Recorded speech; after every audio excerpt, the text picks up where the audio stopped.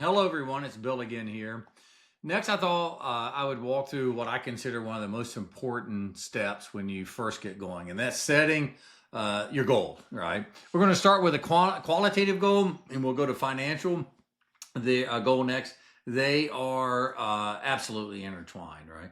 You're going to come in, you got to get this business turned around. Now, first thing to think of, and this might sound a little crazy, but if you think on a continuum from a company that is on fire, it's crashing, it's burning. If it was a boat, it'd be sinking to the bottom of the earth, to the bottom of the ocean, to a company that's doing really wonderful. So if it was a rocket ship, it's heading towards the moon.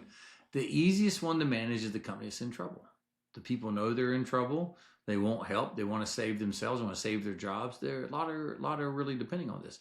If they think they're doing well, they're not really going to be prepared to listen. Now, interesting enough, within any company, or people will tell you, "Hey, we've tried all this," and everything you say, "I've already tried." Now, it drives me crazy. I bet it does the same for you.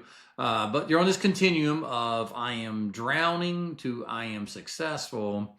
And I like to say, even a drowning sailor will catch an anchor, right? They'll do anything if they think it'll help. So just recognize, look at where you are, look at where the business is at, and the more successful the company believes they are, the harder they are going to be to manage. So just keep that in mind. And it's also specific to the individual. So people think they're right, aren't really looking for help. So this document here is designed to get you through this on how to set this goal and recognize, as the CEO, as the visionary, this is your job. This is the one of the most important jobs, is setting a goal, telling people where we're going, not telling them how to get there. Now, if you're in a small company, maybe you're going to tell them how to get there. Heck, maybe you're staring at the mirror and telling yourself how to get there. But it starts with you picking the destination.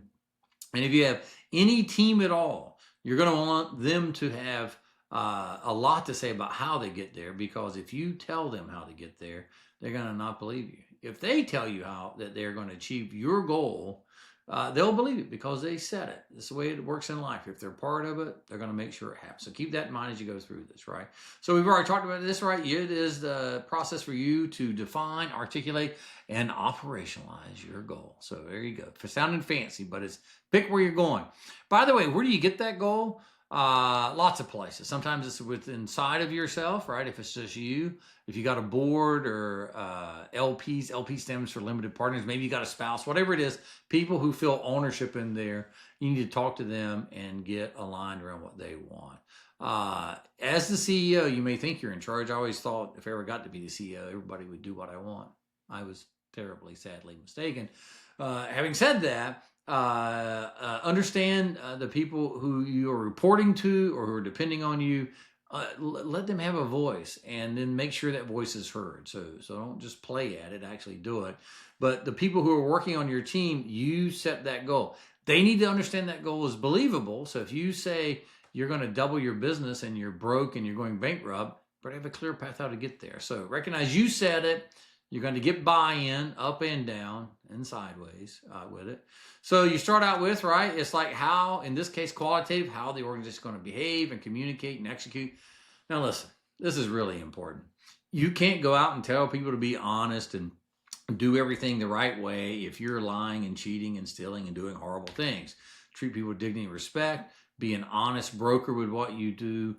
Make sure anything you say or do, you're prepared to talk about it. My mom always said, if you don't want to hear about this on the front page of the newspaper, you probably shouldn't be doing it. Well, that's true in her time, and it's just as true today. So set the qualitative goal about how you're going to act, and we want to win, but we don't want to win by cheating, things like that. You're going to have to mirror it, right? So you're going to, and then on top of that, if you are working, you're getting in late and leaving early, don't expect them to get there late and leave early. So I'm not going to keep pounding on this. I'm just going to say, it's funny, if you wear button-down shirts every day, you will quickly see, particularly if they can see you, they're wearing button-down shirts too.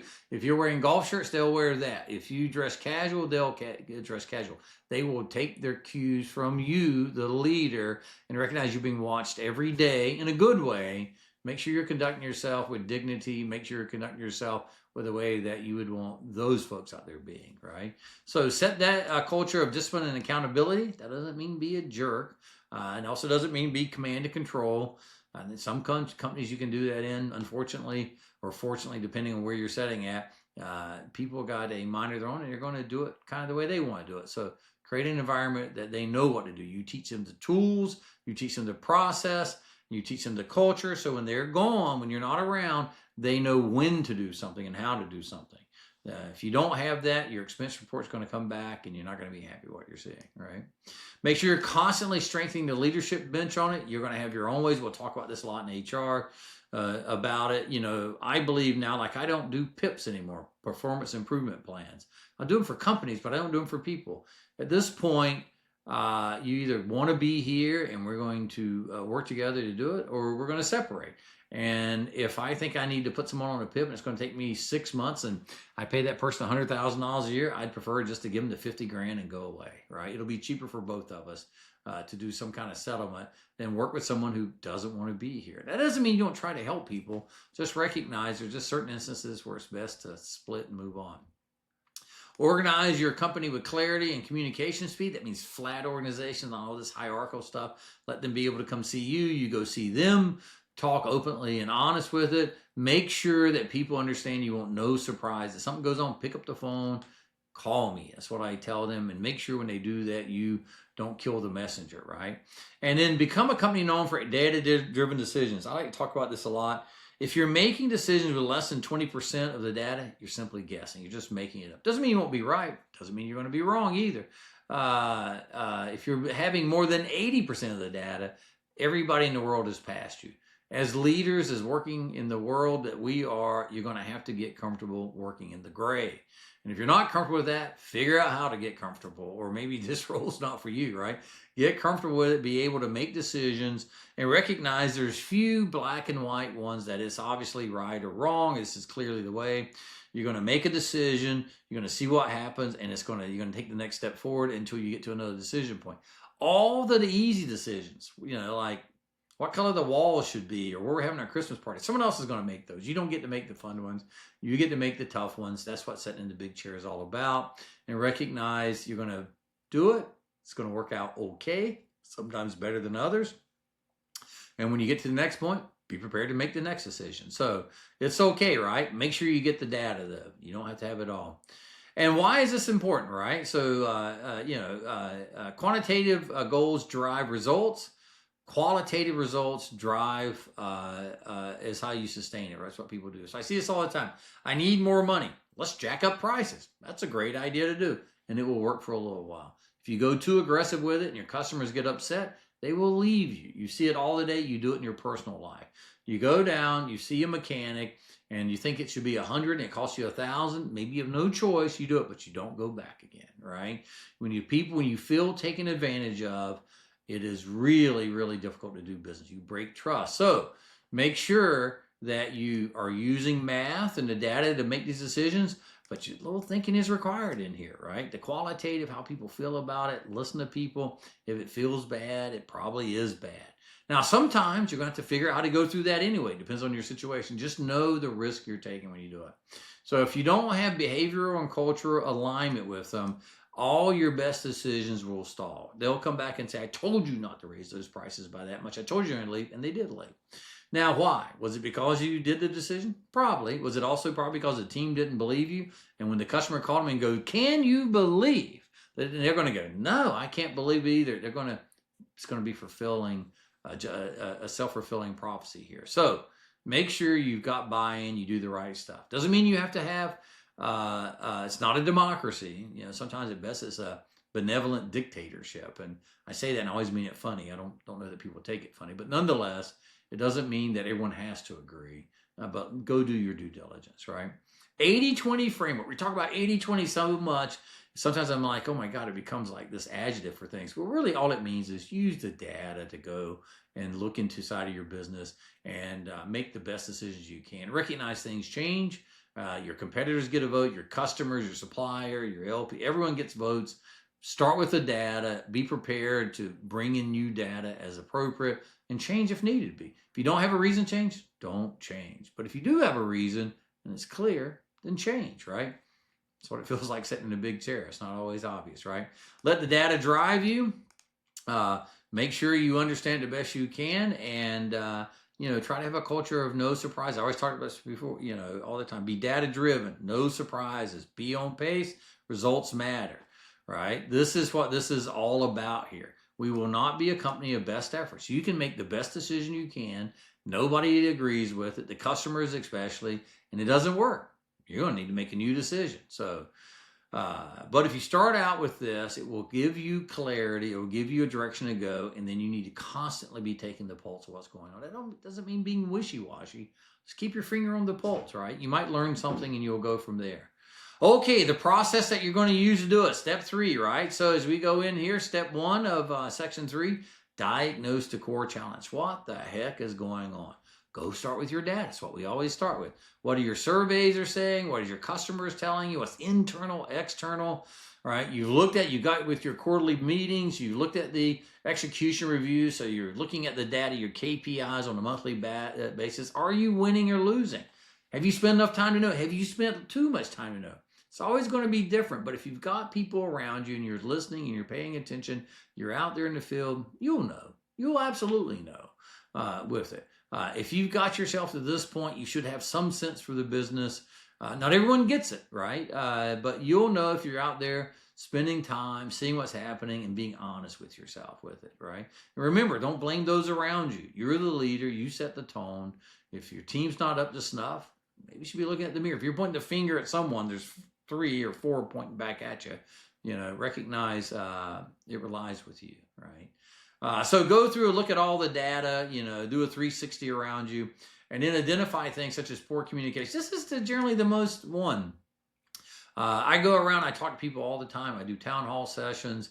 I try to be on message. I try to have a good time at the same time, and out there, and still people don't know. That's okay. That's a me problem that I have to work on. And so it's more and constant communications, email, or using Slack where people can see it. Do you have missives going out? Do people know who's coming and going and all that? If they don't know that, when it's funny, they don't think the best when they don't know, they think the worst. So if the communication is not happening, look in the mirror. It's where it's most likely going to happen off of it. You got unclear accountability. I find this is one, you don't have your team organized correctly, which happens, particularly if you're growing fast. Second is they don't know what their jobs are. Or, and I do this sometimes, you're so busy running around, you'll say, hey, I need you to do this. Then you run around them and tell someone, and they're like, well, what am I supposed to be doing? Right? I'm not saying follow the chain of command exact. I'm just make sure everybody knows their role. You're talking to them regularly. You ask them to do something, let them go do it. If they ask you to do something, go do it, right? Be careful about how you do these things and be thoughtful about it. It has consequences, right? And if not, you get leadership inconsistency. Not going to win with that.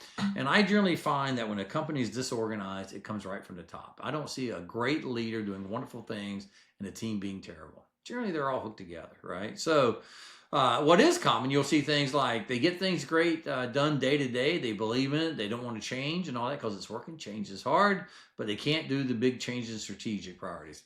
If you want to change the way and get them aligned strategic, pay them differently. Allow them to get paid with whatever the company's doing. You'll be amazed. They will focus around where the comp's coming from. So if all else fails, make the pay align with what you want. So if you tell them don't call on B accounts, quit paying commission. You'll be shocked. They will not talk to B accounts. And you can double down on the A's and get where you want to go. Now, is that the right thing to do? Depends on the situation. You have to figure that out. Define the goal, right? What is it that you're trying to do? Make sure that it's ambitious, not so crazy no one's going to believe it, but not so boring that you're automatically going to get there. It's got to be stretchy, right? It's got to be the right amount. You got to make sure that you can measure it. You can't say just be better. You can't just see it feels good, right? What is it? Quantify your qualitative goal. Sounds a little disingenuous, but that's what you want to do, right? You want to make sure people understand what good looks like. Ask them how they're going to quantify it. You don't always have to come up with the measurement. Ask them. Talk to other people there. Observe it in clear human language. You don't need some fancy thing going on. We don't need big words. Go appropriate with your company. If your company's big and fancy, maybe you talk big and fancy, right? And then make sure that, a good way to do it, this is just a formula here. This thing's been around forever, but it's just we will be a company that this is the core behavior so that we get this. So we are going to have our customers love us so they buy more from us, right? Whatever it is. Take this sentence, fill it out, And here's a great example. We become the company that communicates with radical clarity. Bridgepoint, I think it was, the Ray Dalio company. They are famous for doing it. They say, some people say it's hurtful, but some people say it's works. If it works for them, God bless, right? Radical clarity so that every team can execute the strategy with precision and speed. So that is open and honest. I think it's a good thing, but sometimes people have a little thin skin. It'll come off a little bouncy sometimes. So link it to strategic outcomes. This is really important here. If you have all these goals and you want it both qualitative and quantitative, and it just sounds nice and there's nothing tied to it, it's not going to happen. The only person probably cares you. So tie it to the business performance drivers. Those are your KPIs. You want to have customer satisfaction. You do surveys like NPS, Net Promoter Score. You do all that. That score should be tied to how people are getting paid, right? So clarity, as an example, clarity means you can move faster. We should see margin improvement, right? Clarity in this case would be a leading indicator. How do you measure? You have to decide what you're being clear about. Is it a filter that you use for new projects coming in? Is it a way that invoices are prepared? Is it a way that emails responded to? Whatever it is, right? You can decide, you and your team. Leadership development. So if you invest in your people, they stay around, and that makes you growth and scalable, right? There's always a lot of controversy about leadership development. Should we be You're in manufacturing and your employee, you have a college retention or college payback program. They want to go become a nurse. Do you pay for it? Some would say yes, because if you don't, they're going to go somewhere else. Some would say, why would you invest in that? I'll leave that up to you. I like to invest in areas that's going to make them and my business better. So I'm not big enough that I can invest people to go and learn a different trade. I like it to be tied to what their jobs are or what their jobs are coming with where it's at. So it needs to align for me. You can decide what works for you. And then accountability, right? Make sure that they are held accountable for what they do. This will work in cost control. If you don't have accountability, you're not looking at your expense reports, don't be surprised when things creep in there. And then that will work with an EBITDA lift. So those things are obvious how they connect with it, right? So by having a qualitative goal, clarity, leadership, and accountability hits a true KPI that's important to keeping your business. So remember, we're not in this for practice. We're in this to make money so we can reinvest. So that's how people get raises. People are going to want raises, and because life gets more expensive, whether they're doing good or bad. It's just the way it is. You're not going to be able to afford it if you're not running a tight ship and growing a business. So keep that in mind. Then define the observable behaviors, right? That's 3 to 5. Don't make it 100. 1 or 2 is fine, but make it few, make it real, make it measurable. And then B, make sure that these things are actionable. They can be practiced daily, and they are visible. So they can see it. A lot of times we'll have stand-up boards. We call them glass laws and all that. But there's basically a pegboard on the wall that says this is how we're going to do certain things. And we measure those, and every day we get there and we talk about them. So this is really, really important. It's a great lean tool that's been around a long time. I think it changes organizations a lot. We have this in our lean training for you to learn about. And then it will align everyone. So if you're talking about it, they know what's going on. They're going to know what's expected, and they will be aligned around it. So this reinforces. So it all builds on the other. Don't expect clarity if you don't have process. Don't expect people to do their jobs well if they don't know what their jobs are. Don't expect things to work if you can't just go and see them. Visibility, having visible leadership, having visible metrics and everything makes a big difference. You should be able to walk in any department on any factory floor and know if they're ahead or behind, know exactly what's going on, understand the safety, the quality, delivery cost. You should be able to see all of that. So should they. You will be amazed at the impact this has, right? And then examples of radical clarity that we talked about early, right? So every meeting ends with a summary of decisions and owners. So who's got it? When's it due by? What did we decide, right? They communicate it monthly to all teams. That's why we have those MBRs, right? And then they, without defined metrics and accountability, we just don't do it. We don't need things that say we're going to go do things, but there's no way to get there. Make sure you have agendas, you have KPIs, they're followed up on, you have a process, go do it. And it shouldn't be one-offs. It should be, this is how you run the business. We have those tools where you're going to learn those. It makes business run easier. I know typically when we come into a new group, they'll go, how am I going to find time to do it? So how do you find time to redo it? Like if you're constantly chasing chaos, these types of things will make a big difference for you. As a CEO, you're going to set these goals and then have your operators get these in. If you don't have the lean tools and all that, we certainly have. We can use it. You probably have your own. You can use that. But there's a lot of ones out there. It's just really fit and purpose for your business. What's important. Leading indicators. Most of what we measure is lagging inventory. It's easy to see where we're on time last month. It was easy to see if we hit our profitability goals and so on. The leading ones are kind of hard. People don't know what to look at. Well, here is some that you can look at. Qualitative indicators. Are your employees happy? If they're not happy, they're probably not treating people very well. They're probably leaving turnover on and on. So doing regular surveys will let you know how they're. And you don't have to have something big and fancy. A pulse survey just means it's small and you can shoot it out on the email. It's like every time today when you fly, your airline gets to send you a thing that, hey, we'd like for you to fill out this survey. It's a 1 or 2 or 3 question thing. They just want to see how it is. And plus, it gives you an opportunity to give them feedback. They'd rather you give them the feedback than post it online saying how bad they were. 360 feedback, boy, I've done those many times.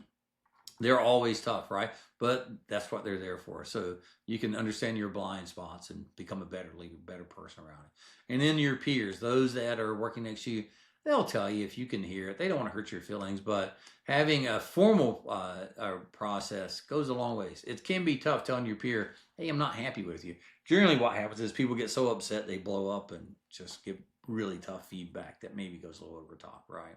Then the quantitative cycle pieces of this, things like cycle times. You can have a cash conversion cycle time. If I put $1 in, how long does it take to come out? Is it 100 days, 200 days, 30 days? So much of that depends on a lot of things. Cycle time is really important. So you can do everything from measuring decisions to what's actually happening. Tact time is another way to think about it.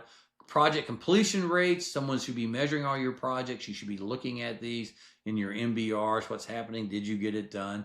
These are out there for everyone to see. And then another one's like turnover in key roles. So if you have project managers and they're turning over, it's a sign. If you have people out there who are your leaders, your salespeople, your sales manager, your operation, if they're turning over, something's happening. People generally don't leave companies, they leave bosses, right? Sometimes it's underpaid, sometimes it's all sorts of things, but it's rare that they're thrilled to death and then they leave you. Can happen though, right? So example of this is clarity and accountability, some scores of 65 to 80 in surveys by year end. So, right, we're saying we're gonna drive our scores up. That's a huge difference, right? That's like that's a 20-25% improvement there, just going up. So that's a big deal. So 15 points will make a big difference for you off of it. Okay, next one, communicate the goal. So we do this by walking around, talking to people. We have town hall sessions. You have to figure out what works for you, but most of these things are pretty tried and true. And today we have such great communication tools. I don't care the size of your business. Interesting, it's almost inversely proportionate. Today, the smaller your business is, the better you're at Zoom or Teams or Google Meet, whatever you're using. So we have great tools out there to take and follow up on it. Make sure you're launching these things. We have a bunch of training on town halls and you're getting out there. Answer those questions. Don't just tape them and send them out. Taping and sending out is better than nothing, but it's more just like a VSL at that point. It's a sales letter. They want to ask questions. So do it for 90 minutes. Do 30 minutes, 45 minutes of you and your team talking about what's happening, and do this equal amount of time on Q&A. And push for those questions. They can send out surveys before you have it. If you're hearing things and they're not putting in, put those questions in for them. People want to know. They want to make sure they can ask it, right? So reinforce why it matters and how to connect to the strategy. This is you connecting the dots for people. Don't expect them to be able to do it. If they do, they'll think of it as worse, not better. I like to tell stories, right? I think it makes things relatable. Make sure the story is appropriate for your company. So if you are really rich and famous, you're driving Ferraris and Monte Carlo, but you're running a call center, that's probably not the story I would tell. Make your stories relatable, for goodness sakes, right?